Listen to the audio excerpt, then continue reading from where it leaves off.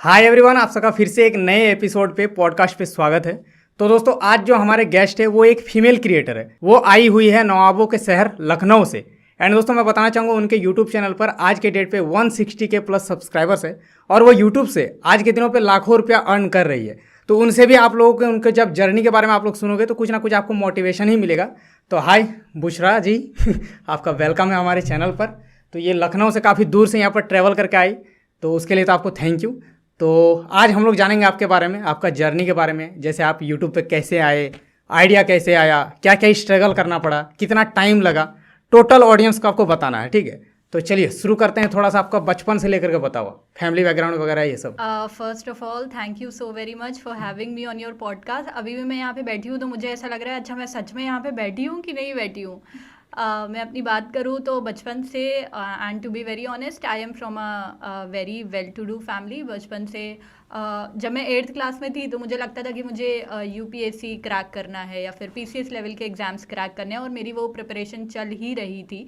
12th के बाद ही मैंने कोचिंग ज्वाइन कर लिया था, बट उसके बाद 12th के बाद मैंने कोचिंग ज्वाइन करा, उसके बाद मेरा बीए कंप्लीट हो गया। बट ड्यूरिंग लॉकडाउन क्या हुआ ना कि अगर मैं यूट्यूब की बात करूँ कि मैंने यूट्यूब कैसे स्टार्ट करा, during lockdown I was going through a very emotional phase. क्या हुआ कि लॉकडाउन में एक तो my father got brain haemorrhage, तो मुझे ऐसा उस समय लग रहा था कि पता नहीं मैं क्या करूँ।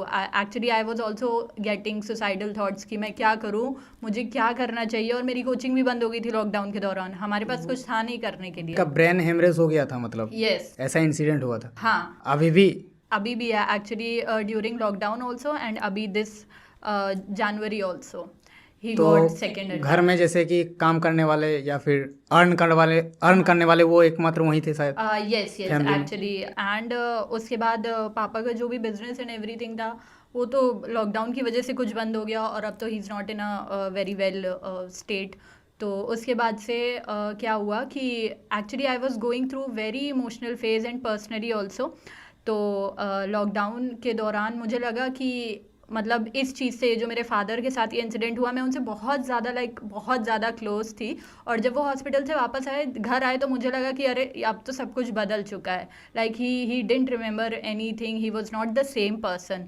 तो लॉकडाउन में क्या हुआ था, माई कोचिंग भी बंद हो गई थी और फ्रेंड्स के साथ कहीं जाना भी नहीं हो रहा था। कॉलेज में मैंने एमए लिया था और मैंने वो एमए भी ड्रॉप कर दिया था।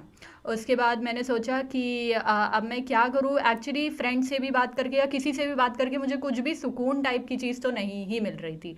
तो दैट टाइम आई डिसाइडेड कि चलो यूट्यूब चैनल बनाते हैं, कुछ वीडियोस अपलोड करते हैं। मैंने ये सोचा था 2-3 दिन से मैं सोच रही थी कि मैं क्या करूँ, किस तरीके से अपने माइंड को डाइवर्ट करूँ, क्योंकि इस चीज़ से डिप्रेशन इंसान को सिर्फ हार्ट ब्रेक से या फाइनेंशियल प्रॉब्लम से ही नहीं होता है। डिप्रेशन इंसान को अपने जिससे वो सबसे ज़्यादा प्यार करता है, for me my father is everything, उसको देख के भी इंसान को डिप्रेशन हो जाता है। तो I was getting into that depression. तो उससे निकलने के लिए शायद यूट्यूब को मैंने सोचा कि मैं इसको अपना सहारा बनाती हूँ, इससे तो अपना माइंड डाइवर्ट मतलब आप करती हूँ। यूट्यूब देखते थे पहले वैसे? हाँ, तो आपको पता था यूट्यूब पे, मुझे यूट्यूब के बारे में पता था? हाँ, मुझे यूट्यूब के बारे में पता था, बट मुझे एक्चुअली ये नहीं पता था कि यूट्यूब से पैसे भी कमाए जाते हैं।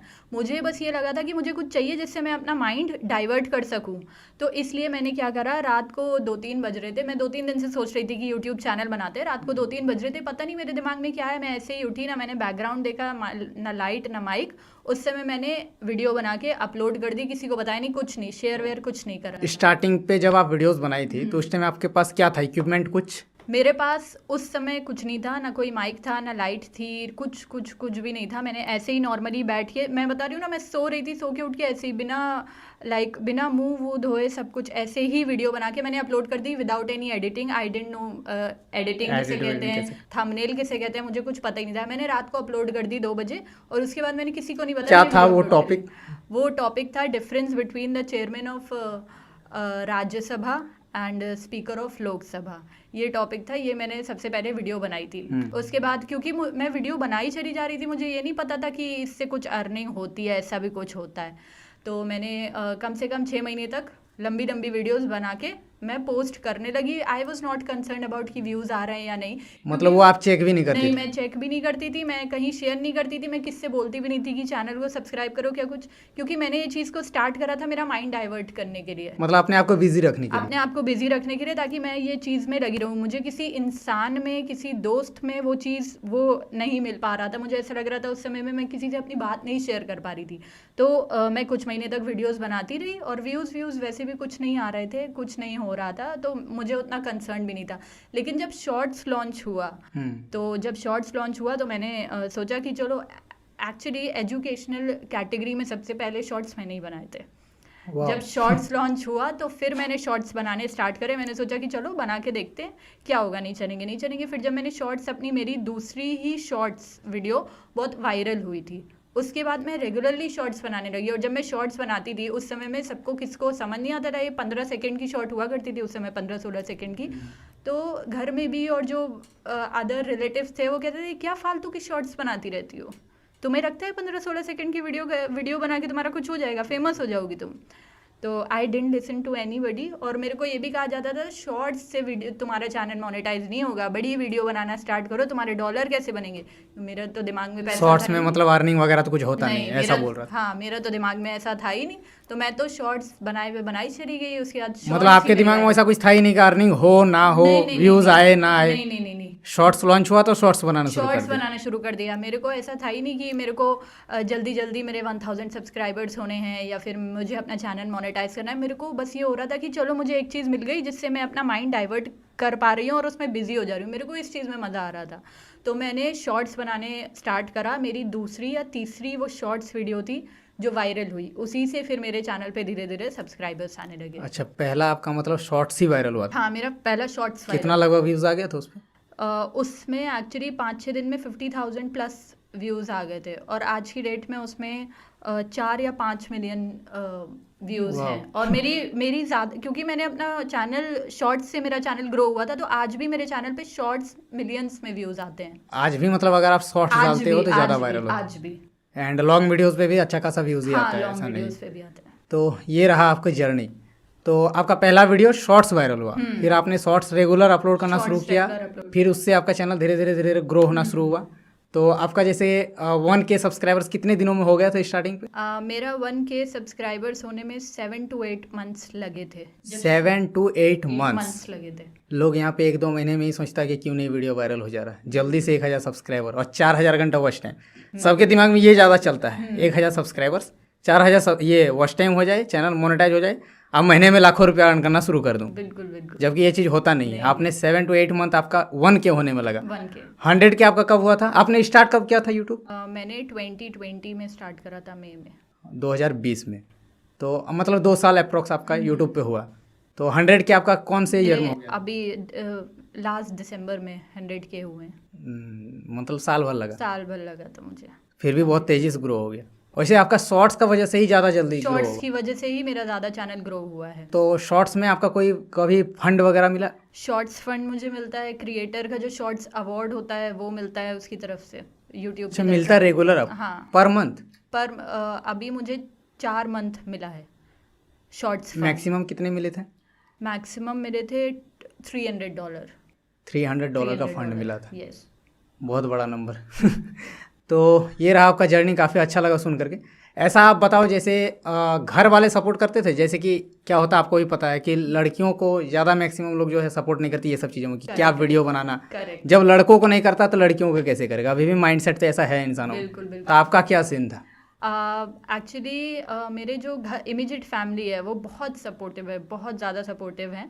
और लेकिन जो हमारे रिलेटिव्स हैं उनको नहीं समझ में आती। वो अरे ये सब क्या कर रही हो तुम, वीडियो बना रही हो, जाके पढ़ाई लिखाई करो, ये सब अपना से क्या एग्जाम की प्रिपरेशन, ये सब से कुछ नहीं होना। तुम्हें क्या लगता है वीडियो बना के तुम पैसे कमा लोगी, फेमस हो जाओगी? तो ऐसे वो आज भी नहीं इस चीज़ को समझते हैं, आज भी नहीं सपोर्ट करते हैं। और मैं कह दूँ कि मेरे जो खुद के ही रिलेटिव हैं वो ऐसी बातें करते हैं।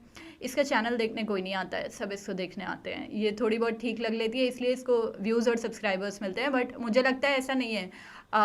मतलब उनका कहना है कि आप मतलब देखने में सुंदर हो, हाँ, तो लोग आपको देखें। इसलिए मुझे देखने आते हैं लोग। और मेरे पास कोई भी मतलब मुझे कोई भी नॉलेज नहीं है, कुछ नहीं है, बट मुझे ऐसा लगता है कि मुझे देखने 10-20 हज़ार सब्सक्राइबर्स आ जाएंगे, 1,60,000 सब्सक्राइबर्स सिर्फ मुझे देखने के लिए नहीं आएंगे। नहीं आएंगे, वो तो आपका कंटेंट ही अच्छा होगा तो ही ऑडियंस उतना जुड़ेगा। बिल्कुल बिल्कुल, है ना। बिल्कुल। वैसे तो आप तो रील्स वगैरह तो बनाती हो, बट रील्स भी आपका रील्स एजुकेशनल ही होता है। हाँ। ऐसा नहीं कि मतलब लिपसिंग करके नहीं। टिकटॉकर जैसा वीडियोस नहीं, नहीं। बनाना, वो अगर मैंने मैं- आपका चेक किया था, आप नहीं बिल्कुल, कर दी। अगर मैं चाहती तो एजुकेशनल चैनल को ना होके, मेरे से बहुत लोग बोलते भी हैं अगर आप आज beauty related, fashion related content बना रही होती तो आप बहुत ज़्यादा फेमस होती, आप बहुत अच्छा कर रही होती उसमें, बट ये मैंने चुना क्योंकि मुझे यही करना था। ज़रूरी नहीं है कि अगर हम थोड़े ठीक ठाक लग रहे हैं तो हम एजुकेशनल वीडियो नहीं बना सकते, हमें सिर्फ टिकटॉक टाइप की या फिर रील्स या फिर मॉडलिंग ही करना है, ऐसा ज़रूरी नहीं है। जरूरी नहीं है। आपको मतलब इसी काम में अच्छा लगता हाँ, है, इंटरेस्ट भी आपको हाँ, इसी में। मुझे इस चीज़ की नॉलेज थी, मुझे यही ही करना था, एजुकेशनल चैनल ही बनाना था। तो अब हम लोग बात करते हैं आपका थोड़ा यूट्यूब से अर्निंग से रिलेटेड। तो जैसे आज के डेट पे आपका यूट्यूब पे 160K प्लस सब्सक्राइबर्स हैं। आपके 2 चैनल है वैसे ना, मैंने जहाँ तक देखा, एक ब्लॉग भी है। एक ब्लॉग चैनल है, वो आपने कब स्टार्ट किया था?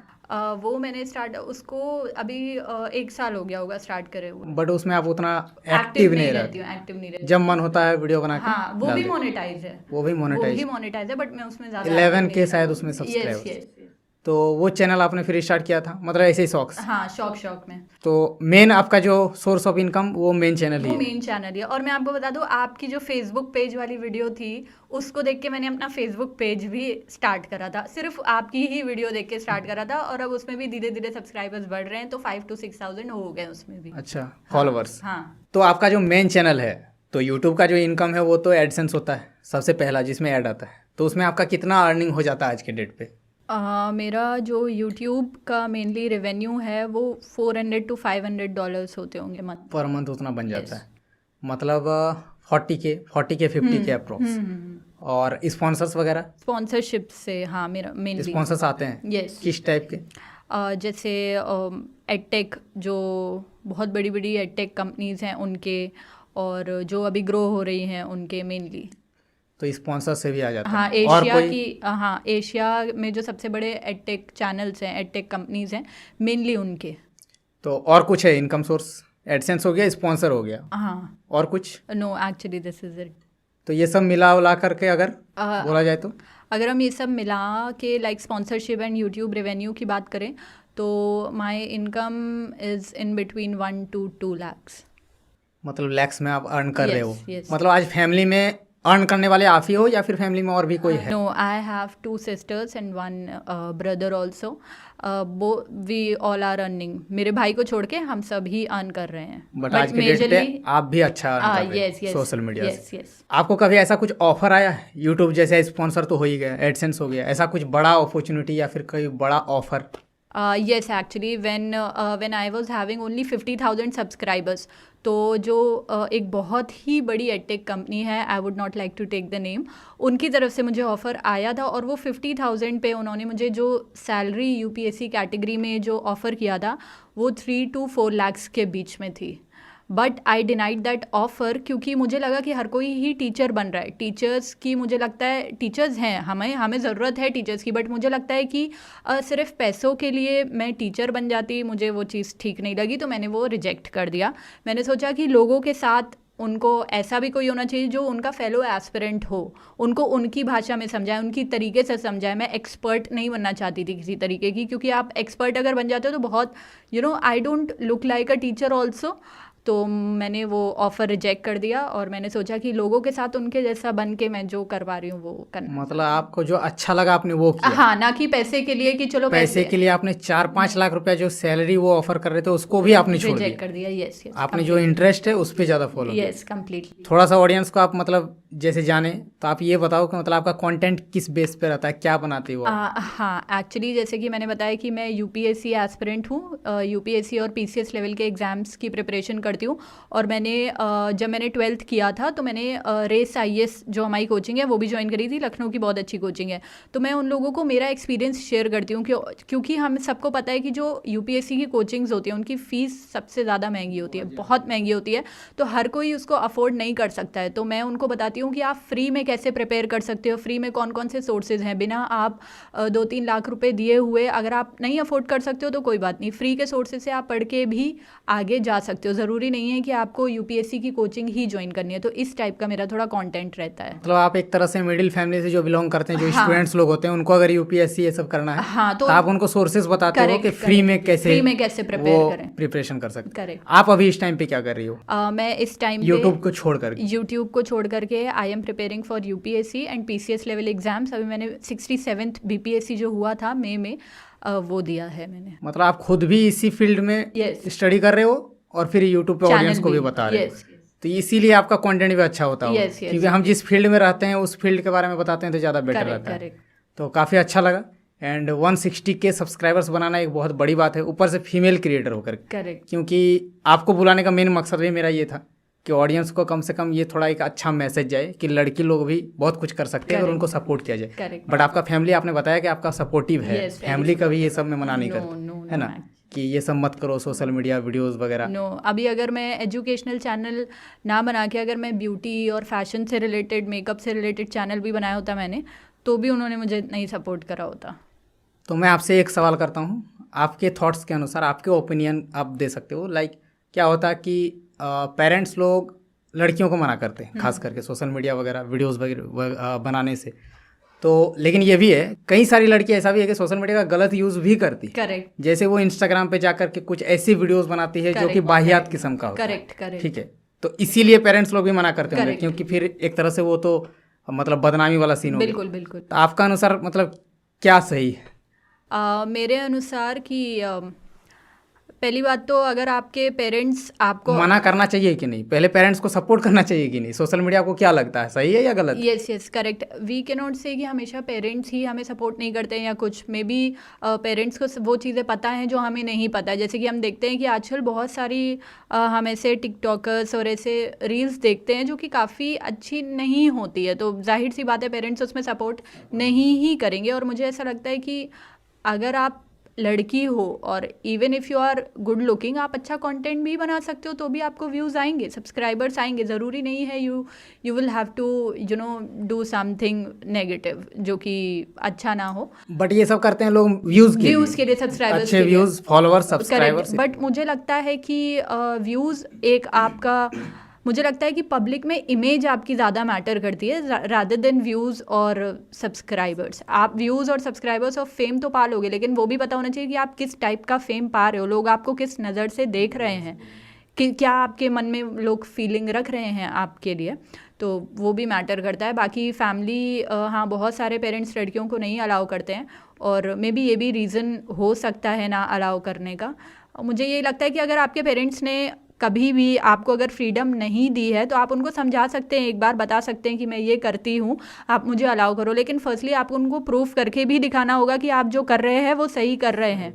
क्योंकि सोशल मीडिया और ये यूट्यूब वगैरह हमारे पेरेंट्स जिस जनरेशन के वो इतना ज़्यादा समझते नहीं हैं। तो आप थोड़ा सा उनको अगर प्रूफ करके दिखाओगे कि मैं ये कर रही हूँ, सही कर रही हूँ, इसमें मैं अपना करियर बना रही हूँ, तो वो परमिशन देंगे। लेकिन अगर आपको परमिशन वो बाई चांस मिल गई है तो उसका गलत फ़ायदा भी नहीं उठाना चाहिए। ये भी बात है ना कि जैसे क्या होता है कि शॉर्ट वाले जो प्लेटफॉर्म्स है, लाइक ये इंस्टा का रील्स हो गया, ये सब में ही लड़कियों के कुछ ऐसे वीडियोस देखते हैं, बट यूट्यूब पे उतना नहीं दिखता। और आप भी यूट्यूब पे जैसे काम कर रहे हैं तो यूट्यूब पे अच्छे चैनल से ज़्यादातर है, मैक्सिमम।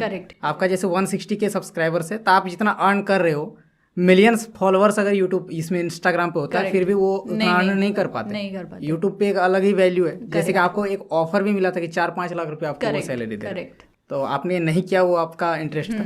बट हाँ अच्छा प्लेटफॉर्म है यूट्यूब आपके Yes, अनुसार, है ना? yes. तो मुझे भी ऐसा लगता है कि अच्छा कंटेंट बनाना चाहिए। आप भी अगर चाहती तो आप भी इंस्टाग्राम वगैरह पे आपका अच्छा खासा फॉलोअर बन जाएगा अगर आप उस तरह के वीडियोस बनाओगे तो, करेक्ट है ना? करेक्ट। मुझे लोग भी आपको बोलते हैं ये चीज़। करेक्ट मुझे सब लोग बोलते हैं कि अरे तुम ये क्या इस चक्कर में पड़ी हुई हो, तुम ये छोड़ो, मेकअप ब्यूटी फैशन का चैनल बनाओ। बट मुझे ऐसा लगता है कि आपको जिस चीज़ में इंटरेस्ट है आप वो करो। मुझे ये यूपीएससी से रिलेटेड ही वीडियोस बनाने में इंटरेस्ट आता है, तो मैं यही करती हूँ। मे भी हो सकता है वैसी वीडियो बनाने से या कुछ मेरे बहुत ज़्यादा फॉलोअर्स होते, but I think satisfaction is more important than followers होने से वो कुछ ज़्यादा नहीं मैटर नहीं नहीं मैटर करता है। मुझे लगता है कि अगर मेरे आज मिलियन में भी सब्सक्राइबर्स होते और मैं कुछ अच्छा कंटेंट नहीं बना रही होती तो मैं यहाँ बैठी नहीं होती। पहली बात, मेरे सब्सक्राइबर्स अगर बात करें तो बहुत ज़्यादा नहीं है, 160K सब्सक्राइबर बहुत ज़्यादा नहीं है, लेकिन जो शायद इमेज की बात करते हैं या फिर आपने ये अच्छी बात कही थी थोड़ी देर पहले कि मैंने आपको इसीलिए बुलाया कि मैंने तो आपका चैनल भी रिव्यू किया, आपका कंटेंट भी देखा, आप क्या करती हो। अगर आप उस प्रकार का वीडियोस बनाते तो शायद मैं आपको इनवाइट भी नहीं करता। बिल्कुल।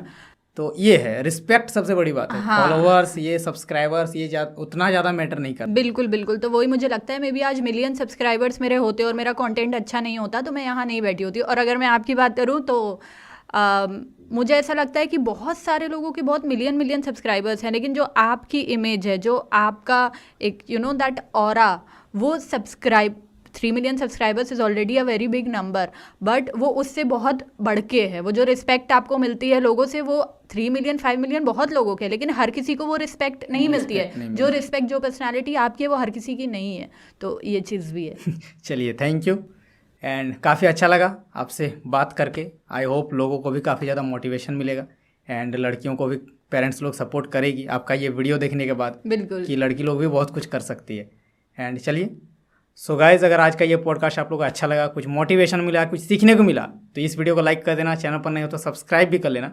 और हाँ, बुशरा जी का भी लिंक डिस्क्रिप्शन में दिया हुआ है चैनल का, जाकर के आप लोग चेकआउट कर सकते हो।